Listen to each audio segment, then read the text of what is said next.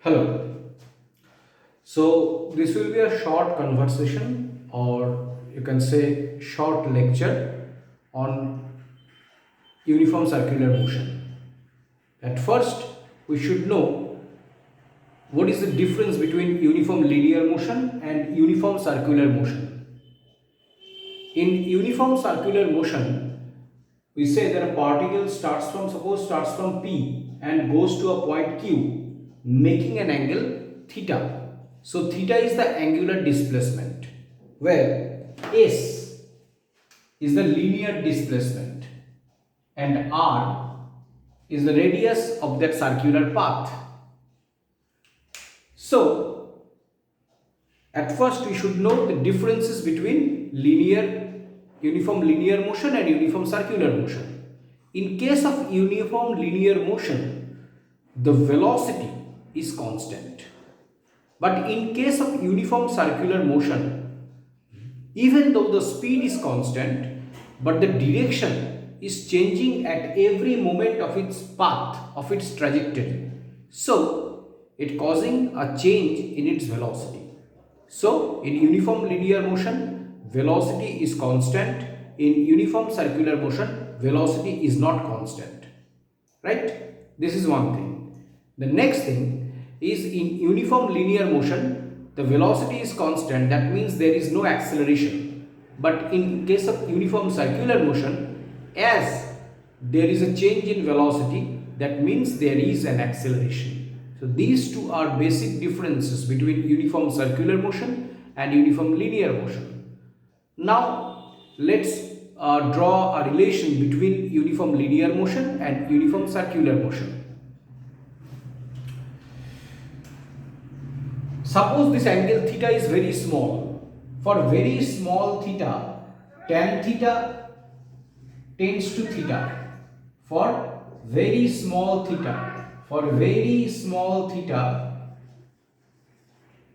tan theta tends to theta. So if tan theta equals to perpendicular by base S by R. Now for very small angle theta, S is almost taken as a straight line and dealt as a perpendicular on R. So in the next line you can write that theta equals to S by R.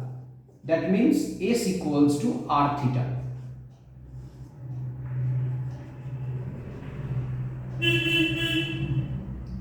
That means S equals to R theta.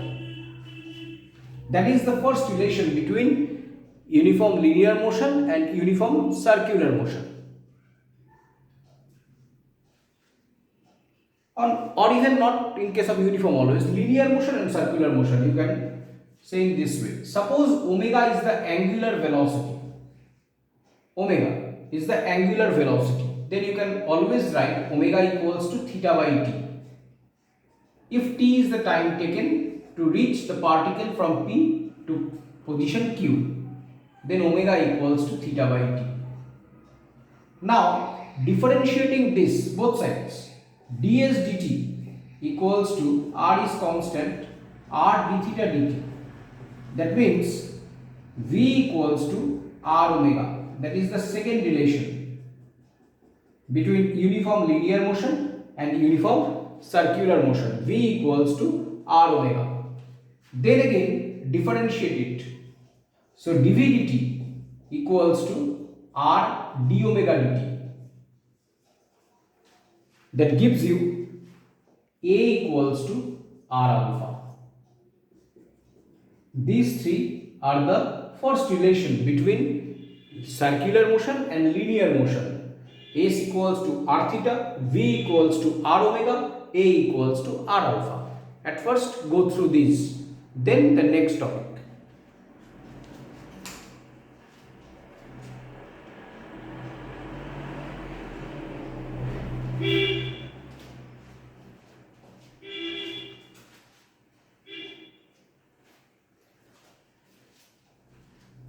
After going through this, that is these three relations, we now discuss about some analogy between equation of linear motion and equations of circular motion. You have to just recall the relations. I am erasing these.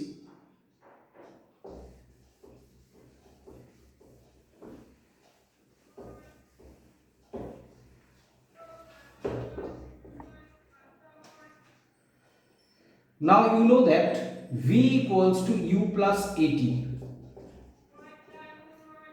The circular analog is that omega, the final velocity, if the velocity is not constant, angular velocity that is, omega equals to omega 0 plus alpha t, where omega 0 is the initial angular velocity, omega is the final angular velocity, just like this. Again we know that V square equals to U square plus 2as. In the same way, omega square equals to omega naught square plus 2 alpha theta. Then again, S equals to ut plus half at square. S equals to ut plus half at square. In the same way, theta equals to omega 0t plus half alpha t square. These are called analogues. Just like linear motion, it is in case of circular motion, omega square and theta. Just like this. This is the next part. And the last part of this section of this lecture will be a very important one, very significant one. That is about centripetal acceleration, tangential acceleration in case of uniform linear motion. Now let's go through that. I am again erasing this to get the next one.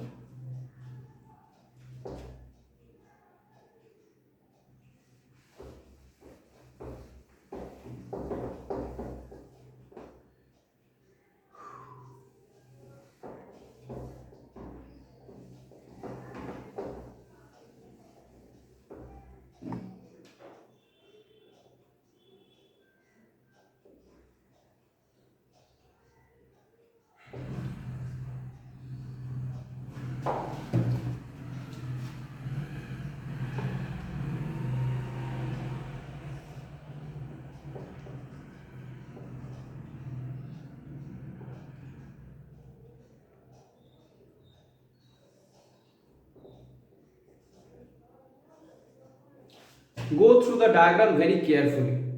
It seems that you should know in case of uniform circular motion, the velocity is always along the tangent. Just suppose you are just moving a piece of stone by tying it with a rope and just in this way and just stop at any moment, and the direction of the stone will be tangential, just like that. So the direction of the velocity is always tangential. This is P point and this is Q point.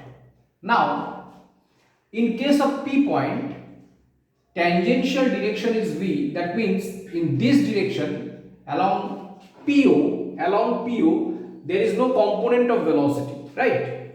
Now at the point Q, again we are dividing the velocity vector, you can say, in two components, this and this.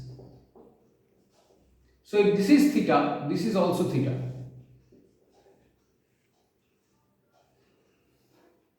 And then again this is also theta. So this should be V cos theta and this should be V sin theta. Now at first let's deal about tangential acceleration. A tangential means along the tangent. So along the tangent the final velocity in this direction is V cos theta. Initial velocity is V divided by time to get rate of change of velocity. So A tangential will be for small theta again cos theta tends to 1. So this should be V minus V by T. That means no tangential acceleration. That means no tangential acceleration in case of uniform circular motion. Now, let's discuss about centripetal acceleration, AC. The final velocity along this direction is v sine theta. The initial velocity is 0 along this direction and time is t. For small theta, cos theta tends to 1, sin theta tends to theta. Just like tan theta tends to theta, sin theta also tends to theta. So, AC will be equal to v theta by t. And you know that just a bit ago, I wrote that v omega equals to theta by t. And also you know one thing, if t, total time period is capital T, that means time taken for one complete revolution is capital T, then you can also write omega as 2 pi by t.